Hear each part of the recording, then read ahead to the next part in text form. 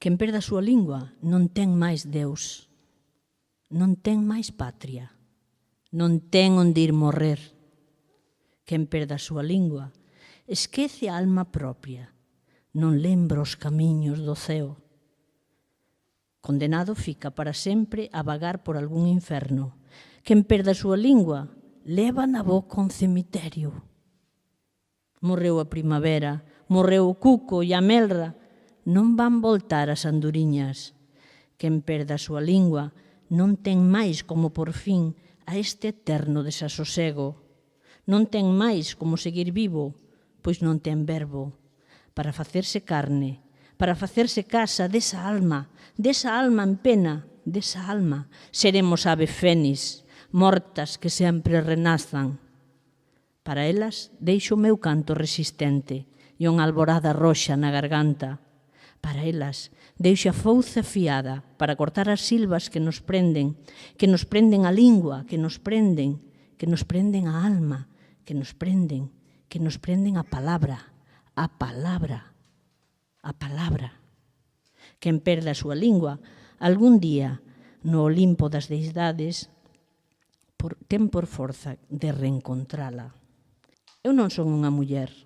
Eu teño que dicir iso agora. Non poso máis reter os gritos dentro da miña cabeza. Todas as mulleres son eu. Todas as putas son eu. Todas as mais, todas as orfas, todas as virxens, as beatas, todas as maltratadas, as mortas, as violentadas, as bébadas, as aposentadas, as negadas, as freiras, as descalzas, as mutiladas por zapatos imposíveis, as anorésicas, as esfameadas, as solteiras, as casadas, as divorciadas, as viudas de mortos, as viúvas de vivos. Todas son eu.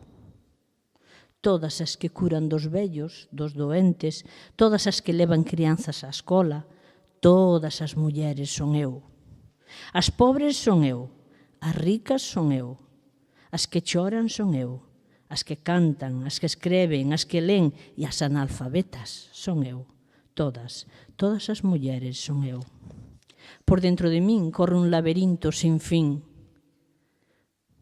Persigo os seus vacíos, tateando paredes de nada.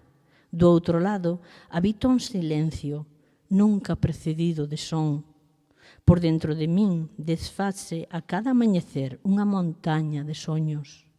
E choro nubes no reverso cóncavo de un ceo sen deidades. Por dentro de min corre a vida sen zapatos, como crianza selvaxe que aprendeu a desconfiar antes de ter realmente confiado. Por dentro de min o río secou, deixando unha serpe de pó, a celebrar saudades macabramente, macabramente, macabramente. Pertenzo a unha cultura milenar. Son chinesa, son africana, son xaponesa, son galaica, son india e son malaya. Son a terra, son muller, son mai, son filla da filla, son infinita. Obrigada. Poden prender os nosos corpos e prenden os nosos corpos. Poden tapar as nosas bocas e impedir que as palabras voen e tapan as nosas bocas.